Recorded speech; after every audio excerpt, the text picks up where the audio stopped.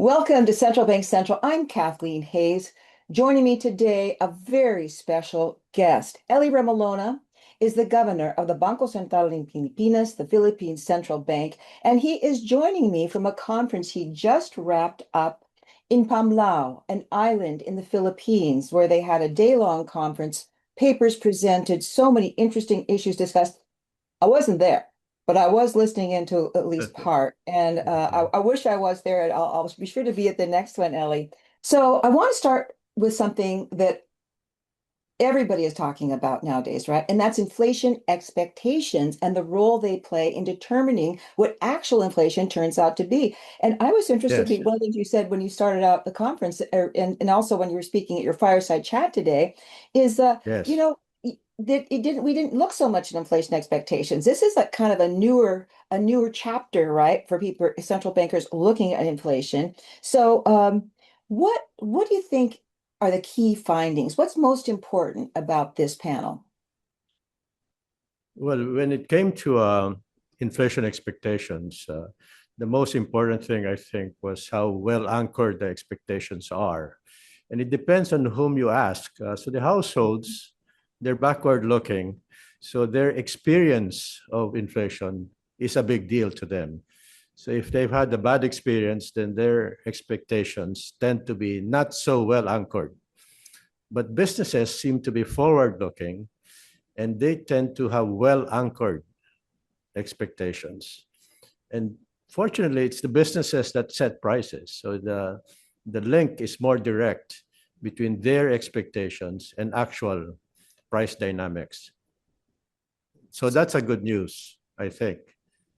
That's one of the important things that we discovered was the survey of well-being, because when we ask about inflation, we also ask about how they feel about themselves, how the Hmm. respondents feel about themselves. And in general, the number one indicator of their well-being is inflation. Hmm. Number two is corruption, and number three is growth. That wasn't what we expected. So What inflation did is you number one. inflation, and is that what was so surprising? Do you think people will be much more worried if the economy is slowing down? Oh my gosh, maybe I'm not gonna Yeah, keep right, my right, job, something like that.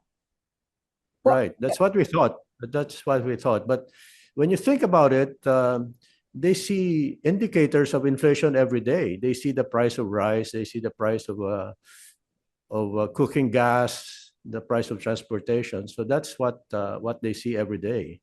So it makes sense. It makes sense. so as an economist, which you have been, besides us, Yes. and definitely a long time in the central banking world, how do you and your team use inflation expectations now? And is there a particular measure in the Philippines that you like to watch most closely? Yes, so we were beginning to also talk about salient prices. So when we communicate with the public, we have to make sure we talk about things that they understand. Inflation itself is very hard to understand. People think in terms of levels of prices rather than changes in the levels of prices. So we have to talk about, the price of rice, how much it is today, and the price of cooking gas, and the price of garlic. Kathleen, garlic is very prominent in the minds of Filipino households. So we have to talk about those things. We have to talk about salient prices in order to communicate.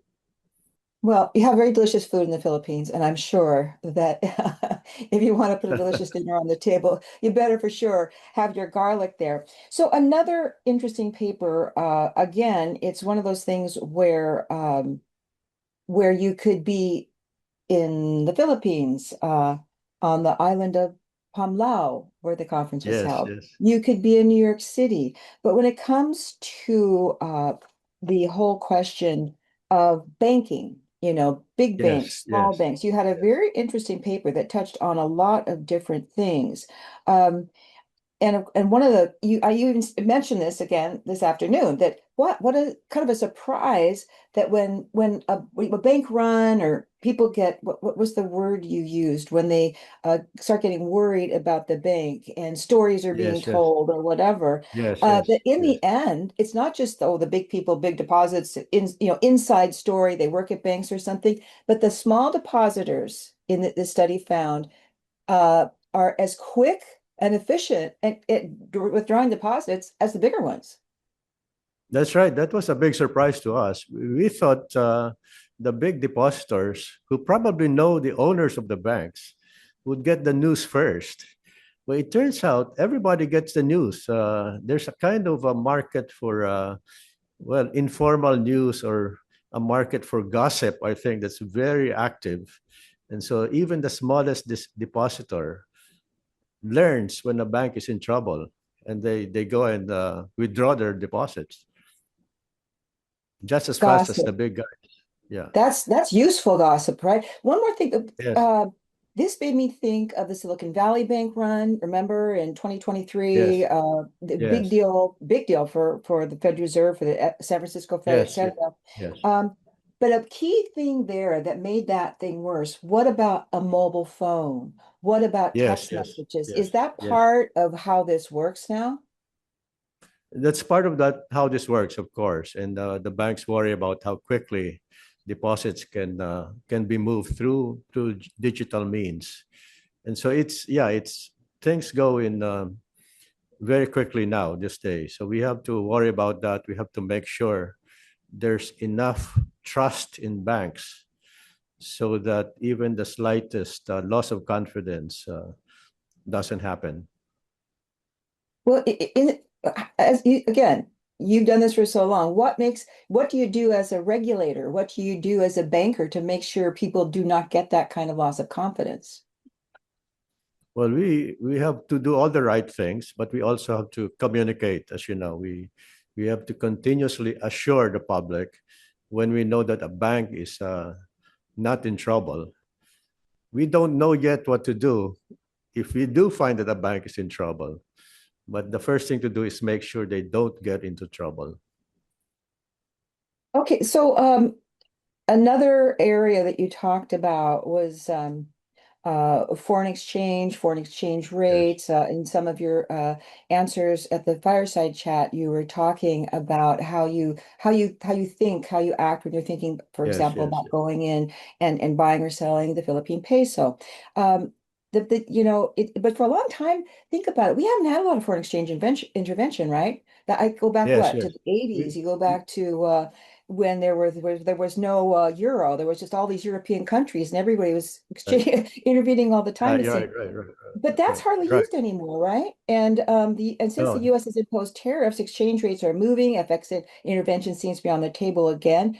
Do you see a more active use of exchange rates, FX intervention, in the Philippines future, in the central banking and banking, commercial banking world more broadly? well, we do intervene, but only in certain situations. As you know, our mandate is price stability. And then when it comes to exchange rate, there are episodes when the peso depreciates a lot over a few weeks. And that's what leads to something called the exchange rate pass through. So too much of a depreciation tends to lead to inflation. So we're almost forced to intervene to minimize that pass through. The pass through is kind of interesting because it was a big issue in the past. In the 80s, for example, it was a big issue. And now it's come back to haunt us. Hmm. And now because of the price of oil and also the peso is more market driven now. So when there's enough of a depreciation, then we're almost obliged to intervene to minimize what's called the pass through. It's sort of the idea When that you just want depreciation, to you don't want to sort of like get caught up on itself. Do you know what I mean? You don't want it to build on itself. So the thing to do is to stop. You see what's yes, yes, happening, go and what you need to do. yeah. We don't stop the peso from moving. We just try to slow it down. Well, and so it's like you've been doing pretty well so far. Yes, Let's move on now to the economy more broadly because yes, the one of the big things that's happened, of course, something yes, that a central yes, banker can't control, a central banker can't yes, anticipate, but you have to deal with, and that's the flood control corruption scandal. It's hit the economy in many ways, yes, consumer confidence. The I was just reading a story about the big drop in investment for reconstruction, et cetera, yes. right? That's a big loss to the economy, and obviously that's be hitting workers. So, how do you view this now? Is the money lost? Is the slowdown in GDP, which we've seen, is this going to cause the BSP, Bangko Sentral de Pilipinas, to materially change monetary policy? Well, we were as shocked as everybody else. The amounts involved were just beyond what we would have expected. But what has so the markets declined. There was some loss of investor confidence. There was slowdown in investment, a slowdown in consumption. So that led to slower growth. But now the government seems to know that you don't want to let a crisis go to waste. So the government has started to put in very strong measures. They've filed cases against the culprits. They're changing the rules. So I think in the long run, this is a good thing. It's gonna make governance much better. And indeed, the markets recognize that. The markets have started to recover, and we think by 2026, growth will come back, and it will come back with a vengeance. So maybe this is a good thing in the long run, Kathleen. What's that old saying? Every cloud's got a silver lining. I'm sure you have an equivalent in the Philippines, Yeah. right? Yeah, that Right, maybe right. there were things building up in the country, building up in the government that just need to move forward, need to be changed. Yes, So I want to ask you yes. specifically because this is something you have mentioned, and that was a possibility that the coming meeting to do a 25 basis point rate cut. And of course, there's at least one economist out there who's been quoted widely saying there's potentially a chance of a bigger 50 basis point cut. So I guess, Okay. well, and you're laughing because I think you just said you think things are going to be turning around and picking up in 2026. So Yes, why would you? But you tell me, is that a possibility? Is even the smaller cut possibly on the table or likely on the table? there is a possibility of a cut, more like 25 basis points. I think 50 is just not something we can see because we do 50 if there's a risk of a hard landing, and we don't see that risk at all. So for now, we're thinking about the possibility of a 25 basis point cut. As you know, Kathleen, if the slowdown is because of a weakness in demand, then there's something we can do. But if it's a problem of supply, then there's very little we can do. Well, it's so funny, because when I was thinking about this interview and the questions to ask you the past couple of days, that's what came to my mind. And it's in part because I was at a conference recently. There was a major paper presented Yes, on supply shocks versus demand shocks. And of course, what you're yes, saying is, yes, of course, if it's demand, you can cut rates and do things like that. But if it's a supply shock and you yes. can't, there's certain things you can't change. A good example would be an oil shock or a tariff shock. And now you're having Yeah, this yeah, kind yeah, of shock. So, yeah. but so Or or a how, or a big typhoon, Kathleen. A big there you typhoon go. would damage crops. Yeah. So, but is that how you're viewing this though? Then this is more like a supply shock. And is it a little both that sure, if people have lost confidence and people are maybe losing their Yeah. jobs because of all this infrastructure money that's not there now, but a very large amount, 30% drop, as I think I just said. Um, is it a bit of both? Or is the smaller part the part that says the demand part of it, we don't have to do so much, but it's the supply side of it says, yeah, we have to cut rates. Yeah, We yeah, have to provide some stimulus and some support. yeah. Well, in the short run, it's mostly demand, but over the next few years, supply kicks in. The capacity does not grow as much as we thought. Is that me? That's Well, see, they all everybody wants to talk to you, Eli Remolona. They just got you. But okay, so the shock has certainly hit the foreign exchange market. Is that yes, yes. another area though where you say that, I mean, that isn't exactly demand or supply, but another area where this is a central bank step that has to be taken. Keep the exchange rate steady and Yeah. again, maintain that sense of confidence in businesses and consumers.